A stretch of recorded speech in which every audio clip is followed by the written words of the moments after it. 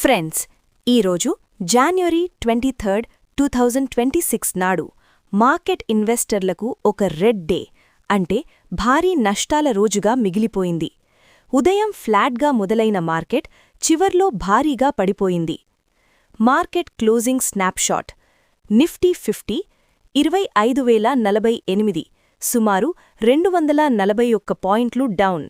సెన్సెక్స్ 81,537, సుమారు 779 పాయింట్లు down. Bank Nifty 58,496, సుమారు 704 పాయింట్లు డౌన్. ఈరోజు మార్కెట్ పడిపోవడానికి ప్రధానంగా 4 బిగ్ రీజన్స్ ఉన్నాయి. 1. Adani group shock, US SEC summons. ఈరోజు మార్కెట్ సెంటిమెంట్ దెబ్బతినడానికి ప్రధాన కారణం Adani group. News: America market regulator SEC Gautam అదానీకి సమన్స్ అంటే లీగల్ నోటీసు పంపడానికి కోర్టు పర్మిషన్ అడిగింది. ఈమెయిల్ ద్వారా సమన్లు పంపాలని చూస్తోంది. ఇంపాక్ట్: ఈ న్యూస్ రాగానే అదానీ స్టాక్స్ క్రాష్ అయ్యాయి.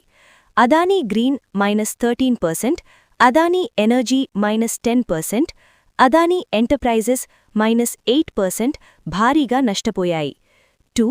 Disappointing Q3 results, earnings shock. పెద్ద కంపెనీల రిజల్ట్స్ ఇన్వెస్టర్లని భయపెట్టాయి. ఇండసెండ్ బ్యాంక్ లాభాలు ఏకంగా 89% తగ్గి 161 కోట్లకు పడిపోయాయి. దీంతో బ్యాంకింగ్ సెక్టార్ మొత్తం వీక్ అయింది.